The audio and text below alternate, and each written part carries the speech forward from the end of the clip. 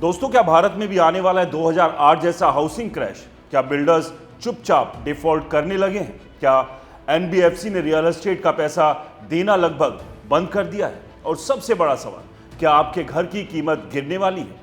अगर आप प्रॉपर्टी खरीदने, बेचने या निवेश की सोच रहे हैं तो ये रिपोर्ट आपके पैसे और आपके भविष्य दोनों से जुड़ी है।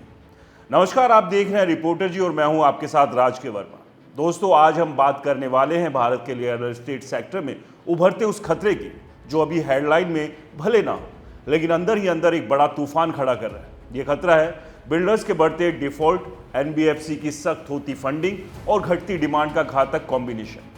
दोस्तों, इतिहास गवाह है कि जब ये तीनों फैक्टर एक साथ आते हैं तो बाजार में बड़ी गिरावट देखने को मिलती है।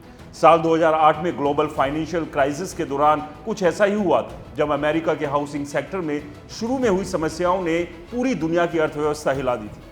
उस समय लाखों लोग अपने घर खो बैठे, बड़े बड़े बैंक डूब गए और सरकारों को सिस्टम बचाने के लिए अरबों डॉलर झोंकने पड़े।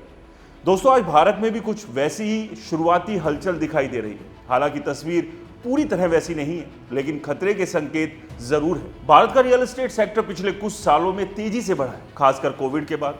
लो इंटरेस्ट रेट, सरकारी स्कीम्स और शहरीकरण की रफ्तार ने हाउसिंग डिमांड को बढ़ावा दिया, लेकिन अब हालात बदल रहे हैं। सबसे बड़ा झटका आया फंडिंग साइड से। रियल एस्टेट सेक्टर लंबे समय से नो बैंकिंग फाइनेंशियल कंपनीज यानी एनबीएफसी पर निर्भर रहा है, क्योंकि बैंकों ने पहले से ही इस सेक्टर में अपने एक्सपोजर को सीमित कर रखा था। एनबीएफसी बिल्डर्स को प्रोजेक्ट शुरू करने, उसे पूरा करने और कैश फ्लो मैनेज करने के लिए लोन देते थे, लेकिन अब एनबीएफसी खुद दबाव में है। पिछले कुछ सालों में आईएल&एफएस जैसे मामलों के बाद से इस सेक्टर पर रेगुलेटरी सख्ती बढ़ी है, एनपीए का डर बढ़ा है और कई एनबीएफसी ने रियल एस्टेट लैंडिंग को कम या लगभग रोक दिया। इसका सीधा असर बिल्डर पर पड़ा। आज कई छोटे और mid size builder cash flow की भारी समस्या से जूझ रहे हैं। उनके पास प्रोजेक्ट शुरू करने के लिए पैसा नहीं है, पुराने प्रोजेक्ट्स को पूरा करने के लिए फंड नहीं है और ऊपर से कर्ज का ब्याज लगातार बढ़ रहा है। कई मामलों में स्थिति इतनी खराब हो गई है कि बिल्डर्स समय पर कर्ज नहीं चुका पा रहे, यानी डिफॉल्ट की स्थिति बन रही है। यह डिफॉल्ट अभी बड़े पैमाने पर सामने नहीं आया, लेकिन इंडस्ट्री के अंदर इसकी चर्चा तेज हो गई है और यही वो शुरुआती संकेत होते हैं जो बड़े संकट की ओर इशारा करते हैं। अब अगर डिफॉल्ट बढ़ते हैं तो इसका असर सिर्फ बिल्डर्स तक सीमित नहीं रहता, इसका असर एक पूरी चेन में फैलता है। सबसे पहले प्रोजेक्ट स्लो हो जाते हैं या रुक जाते हैं।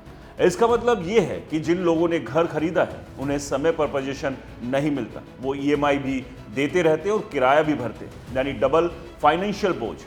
दूसरी तरफ बैंक और एनबीएफसी का पैसा भी फंस जाता है। जब पैसा फंसता है तो वो और सख्त हो जाते हैं और नए लोन देना बंद कर देते हैं। इससे सेक्टर में लिक्विडिटी कम हो जाती है। यही वीसीओ साइकिल 2008 में अमेरिका में देखने को मिला था। लेकिन यहाँ एक महत्वपूर्ण सवाल उठता है, क्या भारत में भी वैसा ही क्रैश संभव है? इसका जवाब सीधा हाँ या नहीं में नहीं है। भारत और अमेरिका के बीच कुछ बड़े अंतर हैं। अमेरिका में 2008 से पहले सब प्राइम लोन का बूम था, यानी ऐसे लोगों को भी होम लोन दिए जा रहे थे जिनकी आय स्थिर नहीं थी या जिनकी भुगतान क्षमता कमजोर थी। अब ब्याज दरें बढ़ी तो वो लोग ईएमआई नहीं चुका पाए और डिफॉल्ट की लहर शुरू हो गई। भारत में बैंकिंग सिस्टम अपेक्षाकृत ज़्यादा सख्त है। यहाँ होम लोन लेने के लिए कई स्तरों पर जांच होती है, जिससे बड़े पैमाने पर सब प्राइम जैसी स्थिति बनने की संभावना कम हो जाती है। इसके अलावा भारत में पिछले कुछ सालों में रेगुलेशन भी मजबूत हुआ है। रियल एस्टेट रेगुलेटरी अथॉरिटी यानी रेरा के आने के बाद बिल्डर्स पर काफ़ी हद तक लगाम लगी है। अब उन्हें प्रोजेक्ट रजिस्ट्रेशन, समय पर डिलीवरी और फंड के सही उपयोग जैसे नियमों का पालन करना पड़ता है। इससे खरीदारों का भरोसा भी कुछ हद तक बढ़ा है। लेकिन रेरा होने के बावजूद समस्या पूरी तरह खत्म नहीं, क्योंकि फंडिंग का संकट अभी भी सबसे बड़ा मुद्दा बना हुआ है। दूसरी तरफ डिमांड साइड पर भी दबाव दिख रहा है। हाल के आंकड़े बताते हैं कि देश के टॉप शहरों में लाखों घर अनसोल्ड पड़े हैं। हैरानी की बात यह है कि सिर्फ महंगे घर ही नहीं, बल्कि 30 लाख रुपए से कम कीमत वाले अफोर्डेबल हाउसिंग सेगमेंट में भी बिक्री में गिरावट आई है। इसका मतलब है कि आम आदमी, जो इस सेगमेंट का सबसे बड़ा खरीदार था, वो भी अब खरीदारी से पीछे हट रहा है। इसकी वजह है बढ़ती मांग, नौकरी की अनिश्चितता और ब्याज दरों में वृद्धि। जब ईएमआई महंगी हो जाती है तो लोग घर खरीदने का फैसला टाल देते हैं। अब इस पूरे समीकरण को समझिए। एक तरफ बिल्डर्स के पास पैसा नहीं है, दूसरी तरफ खरीदार कम हो रहे हैं और तीसरी तरफ फाइनेंस देने वाले संस्थान सख्त हो गए। ये तीनों मिलकर एक ऐसा दबाव बनाते हैं जो मार्केट में करेक्शन ला सकता है। दोस्तों, आने वाले समय में आप कुछ ट्रेंड्स देख सकते हैं, जैसे कि डिस्ट्रेस सेल, जहां बिल्डर्स अपने प्रोजेक्ट को कम कीमत पर बेचने की कोशिश करेंगे ताकि कैश फ्लो बना रहे। कुछ मामलों में प्राइस करेक्शन भी देखने को मिल सकता है, खासकर उन इलाकों में जहां सप्लाई बहुत ज़्यादा है और डिमांड कम है। हालांकि ये भी ध्यान रखना ज़रूरी है कि भारत का रियल एस्टेट सेक्टर बहुत विविध यानी डाइवर्स है। हर शहर, हर लोकेशन और हर सेगमेंट की स्थिति अलग है।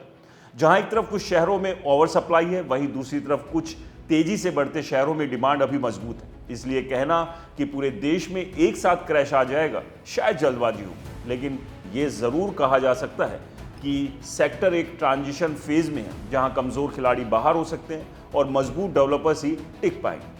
आपके लिए इसका क्या मतलब है? अगर आप एक होम बायर हैं तो ये समय बहुत सोच समझकर कदम उठाने का। किसी भी प्रोजेक्ट में निवेश करने से पहले बिल्डर की बैलेंस शीट, उसका ट्रैक रिकॉर्ड, प्रोजेक्ट की रेरा स्थिति जरूर जांचें। सिर्फ लोकेशन और ऑफर देखकर फैसला ना लें। अगर आप इन्वेस्टर हैं तो शॉर्ट टर्म में बड़े रिटर्न्स की उम्मीद रखना जोखिम भरा हो सकता है। ये समय कैपिटल प्रोटेक्शन का है, ना कि एग्रेसिव ग्रोथ का। अंत में सवाल वही जिससे हमने शुरुआत की थी, क्या 2008 जैसा क्रैश आने वाला है? जवाब है अभी नहीं, लेकिन खतरे को नज़रअंदाज करना भी समझदारी नहीं होगी। अगर फंडिंग और सख्त हुई, डिमांड और गिरी और डिफॉल्ट बढ़े तो आने वाले 1 से 2 साल में रियल एस्टेट सेक्टर में बड़ा झटका देखने को मिल सकता है। इसलिए ज़रूरी है कि आप सतर्क रहें, जानकारी के आधार पर फैसले लें और भीड़ के पीछे भागने से बचें। रियल एस्टेट सिर्फ एक निवेश नहीं, ये आपके जीवन की सबसे बड़ी फाइनेंशियल जिम्मेदारी भी है। इसलिए फैसला सोच समझ के करें, क्योंकि आने वाला समय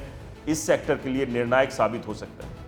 दोस्तों, रियल एस्टेट के मौजूदा हालात पर आपकी क्या राय है? हमें कमेंट्स का ज़रूर बताएं। इस वीडियो को लाइक करें, शेयर करें, हमारे चैनल को सब्सक्राइब और फॉलो करना बिल्कुल ना भूलें। नमस्कार।